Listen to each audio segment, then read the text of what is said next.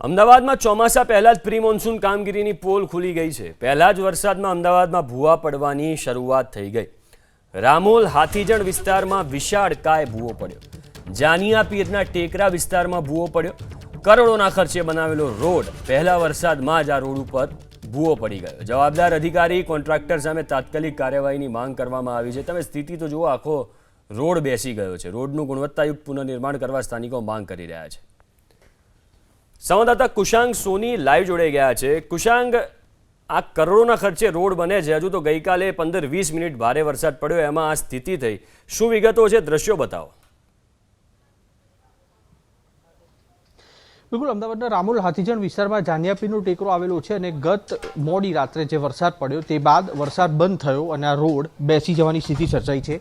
આ સ્થિતિ અહીંયા આગળ જોઈ શકો છો। દર વર્ષે 12 મહિનામાંથી લગભગ 10 મહિના સુધી અમદાવાદ મહાનગરપાલિકા આડેધડ અલગ અલગ એજન્સીઓને જે કામગીરી કરવા માટે મંજૂરી આપે છે, સ્થિતિ એ સર્જાય છે કે ચોમાસું આવતા સુધીમાં આ એજન્સીઓ છે તે કામગીરી પૂર્ણ કરતી નથી અને વરસાદ પડે તે બાદ આડેધડ રીતે નીતિ નિયમો બાજુ પર મૂકી અને આ જે કામગીરી પૂર્ણ કરવા માટેની ઉતાવળ હોય છે તેના કારણે આ પરિસ્થિતિનું નિર્માણ થતું હોય છે। આપ દ્રશ્યો જુઓ, આ એકમાત્ર રસ્તો છે જાનિયાપીરના ટેકરાનો અને ત્યાં આગળ જ આ રોડ આ રીતે બેસી ગયો છે। પાછળ કોર્પોરેશનની બિલ્ડિંગ પણ આવેલી છે અને તેના પેવર બ્લોક સાથે ઉખાડી અને આખો જે રોડ છે તે અહીંયા આગળ બેસી ગયેલી સ્થિતિ છે। આપણી સાથે સ્થાનિક છે, તેમની સાથે વાત કરવાનો પ્રયાસ કરીશું અને એકાદ વર્ષની અંદર અહીંયા આગળ કઈ કામગીરી એવી કરવામાં આવી હતી કે આ રોડની આ હાલત થઈ, તેમની સાથે વાત કરીશું। क्या नाम है भाई साहब आपका? मेरा नाम सरोज विशाल है, मैं यहाँ का स्थानिक हूँ। अच्छा, ये रोड की इस तरह की हालत हुई कैसे? मतलब 1 साल के अंदर कुछ हुआ था यहाँ पर कि नया रोड बना था, पुराना था, क्या था? ऐसा कुछ नहीं, यहाँ पर रोड की व्यवस्था थी ही नहीं। ये अभी हाल ही में लास्ट बारिश गई, उसमें ये रोड नया बनाया हुआ। अभी ये कॉरपोरेशन ने अपने बजट में से करोड़ों रुपए खर्च करके ये नया रोड बनाया है और ये रोड की हालत आप देख रहे हैं कि एक बारिश ये रोड झेल नहीं पाया।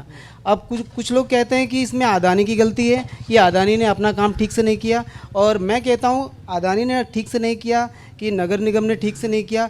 गलती किसी की भी है, मगर भुगतना तो हम जैसे स्थानिकों को ही पड़ रहा है। यहाँ पर अगर यहाँ पर किसी प्रकार की जान माल की हानि होती तो क्या जवाबदार अदानी होता, क्या जवाबदार नगर निगम होता? तो मेरे कहने का मतलब है जवाबदार चाहे जो हो, जो भी इसमें दोषी पाया जाए उसके खिलाफ सख्त से सख्त कार्रवाई हो, ये हमारी मांग है। कितने घंटे हुए ये जो ब्रेकडाउन? ये रात की बात है। रात के बाद अभी तक कुछ हुआ है कि सिर्फ बैरिकेड ही लगा है? आप ये देख ही रहे हैं ना, ये बैरिकेड और ये इस तरह की कामगिरी हो रही है कि लिपापोती करने की कामगिरी चालू है यहाँ पर, कि जितनी जल्दी हो सके अपने इस काम को मैं छुपा दूँ कि लोगों की नज़र में ना आवे, मीडिया की नज़र में ना आवे, ताकि मेरा ये जो छीछा लेदर मचाया हुआ है ये मैं किसी तरह से इसको ढक दूँ।